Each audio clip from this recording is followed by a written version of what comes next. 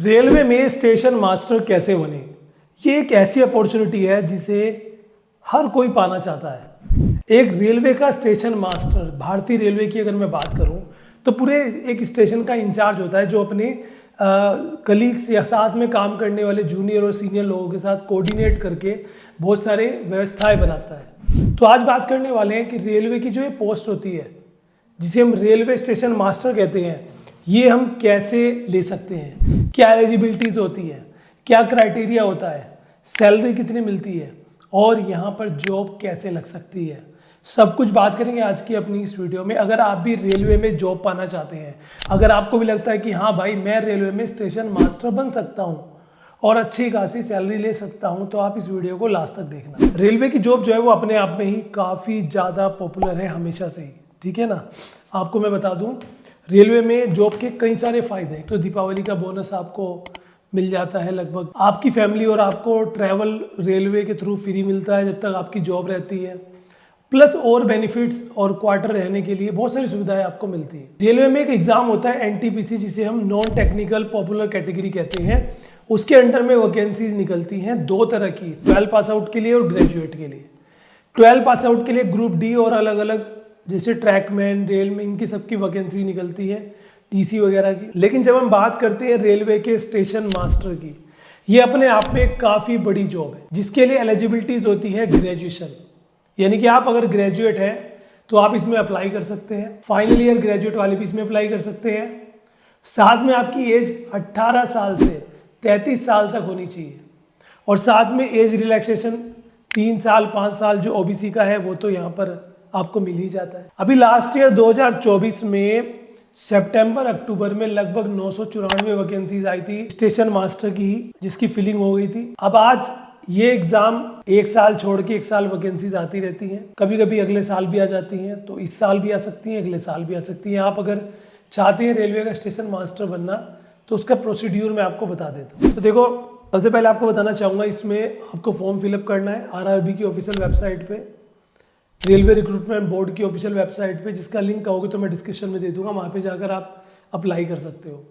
Form fill up करने के बाद जो उसकी फीस रहती है रेलवे में 500 रुपये फीस होती है जनरल ओबीसी ईडब्ल्यूएस के लिए, जिसमें से एग्जाम अटैम्प्ट करने के बाद आपको 400 रुपये वापस मिल जाते हैं, चाहे आपने पास किया है चाहे आपने नहीं किया है। तो फीस आपकी मात्र लगती है 100 रुपीज़। दूसरा, अब यहाँ पे अगर आप SC ST हैं, PH है, तो आपको 250 रुपये, और गर्ल्स है तो आपको 250 रुपये देने होंगे, जो आपके वापस हो जाएंगे आफ्टर अटेम्पिंग एग्जाम, चाहे आप पास हो चाहे आप ना हो। ये तो हुई फीस की बात। अब जब आप फॉर्म फिलअप कर देंगे, फीस वगैरह जमा कर देंगे आरआरबी की साइट्स पर, देन उसके बाद आता है सिलेक्शन प्रोसेस, जिसमें से सबसे पहले इनका जो एग्जाम होता है CBT होता है, कॉमन या कंप्यूटर बेस्ड टेस्ट बोल सकते हैं। ये जो एग्जाम्स होता है, इस एग्जाम के पैटर्न की मैं बात कर लूँ, कुल मिला के यहाँ पर 3 सब्जेक्ट्स आपके रहते हैं, ठीक है जी। 3 सब्जेक्ट्स आपके टोटल यहाँ पर रहते हैं, जिसमें जनरल अवेयरनेस, इंग्लिश और मैथ आता है। इंटेलिजेंस भी बोल सकते हो, जनरल इंटेलिजेंस या अवेयरनेस। अवेयरनेस में political science, geography, history, economics, sports, culture, ये सब क्वेश्चन आते हैं। 1 घंटे का पेपर होता है और 90 मिनट का पेपर होता है विद निगेटिव मार्किंग। जब आप इसे क्रैक कर लेते हैं, देन उसके बाद आपका जो होता है CBAT होता है। CBAT उसके लिए क्वालिफाई करना होगा और 42 स्कोर यहाँ पे आपको करना होगा, ठीक है। जो क्वालिफाई कर लेते हैं CBAT के लिए, उसके बाद document verification, medical, then job. Interview कोई नहीं है, सिंगल पेपर जॉब है। उसके बाद एक CBAT होता है। ये जो CBAT होता है, जिसे कंप्यूटर बेस्ड एप्टीट्यूड टेस्ट कहते हैं, ये कुछ ही पोस्ट में रेलवे में होता है, जो कि इनमें से एक है।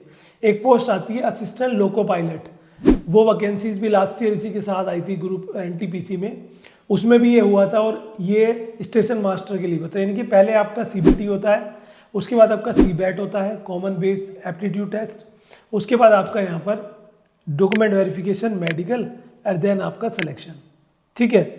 CBAT जो होता है उसमें फोकस किया जाता है आपके डिसीजन मेकिंग क्वेश्चंस को लेकर, जैसे इंटरव्यू में क्वेश्चन पूछे जाते हैं ना, उस तरह से एक रिटर्न राउंड होता है। Mental ability, decision making, reasoning, इस तरह के क्वेश्चंस आपके इसमें आते हैं। इसमें जो मिनिमम T स्कोर बोलते हैं उसको, वो 42 का रहता है एक टेस्ट में, जो आपको करना होता है। हिंदी इंग्लिश दोनों लैंग्वेज में होता है, ठीक है। कोई निगेटिव मार्किंग नहीं होती इसमें। ये आप क्रैक कर लेंगे तो आपका समझिए कि एग्ज़ाम हो गया, डॉक्यूमेंट वेरिफिकेशन, देन आपका सिलेक्शन। वर्किंग जो रहेगा आपका शिफ्ट 24/7 में से कोई भी हो सकती है, क्योंकि आपको पता है स्टेशन 24 घंटे चलता है, तो कभी आपकी डे की शिफ्ट रहेगी, कभी आपकी नाइट शिफ्ट रहेगी, उस हिसाब से आपका रहेगा। ठीक है, जो यहाँ पे आपकी स्ट्रेसफुल सिचुएशन रह सकती है वो है जैसे कि कोई ट्रेन डिले होगी या किसी पैसेंजर की कोई कंप्लेंट है, वो कहाँ जाता है, मान लीजिए स्टेशन में किसी पैसेंजर का बैग चोरी हो गया या किसी के साथ कुछ छेड़छाड़ हो गया, मिस हैपनिंग हो गया, वो सीधा स्टेशन मास्टर के पास ही जाएगा और वहाँ जाकर कंप्लेंट लिखवाएगा। तो इस तरह के ही काम आपको हैंडल करने हैं। कोई ट्रेन डिले होगी तो उसकी डिटेल्स रखना, आगे देना, कोई स्टेशन में इमरजेंसी होगी तो आपकी रिस्पॉन्सिबिलिटीज़ होंगी। अब आते हैं बात सैलरी पर। तो सैलरी इनकी 35,400 से स्टार्ट होकर लगभग 1,12,000 के आसपास इसका वेतनमान जो है वो रहता है। ग्रेड पे मैं आपको बता रहा हूँ। इन हैंड वही मानकर चलिए अराउंड अच्छी खासी सैलरी यहाँ पर इन हैंड आपको मिल सकती है। 1,12,400 तक का इसका पे स्केल रहता है, जिसमें अलाउंसेस और बेनिफिट्स भी आपको मिलते हैं, जैसे कि ट्रैवल आपकी फैमिली को मिलेगा, बच्चों की पढ़ाई, पेंशन स्कीम है, मेडिकल फैसिलिटी है और रेलवे के पासेस तो हैं जिसमें आप ट्रैवल कर सकते हो। सो ये था पूरा प्रोसेस एक रेलवे स्टेशन मास्टर बनने के लिए। अगर आप इसमें इंटरेस्टेड हो तो आरआरबी की साइट्स पर जब एनटीपीसी की वैकेंसीज आए ग्रेजुएशन लेवल की, उसमें जाकर आप फॉर्म फिलअप करके इस जॉब को हासिल कर सकते हैं। Thank you so much.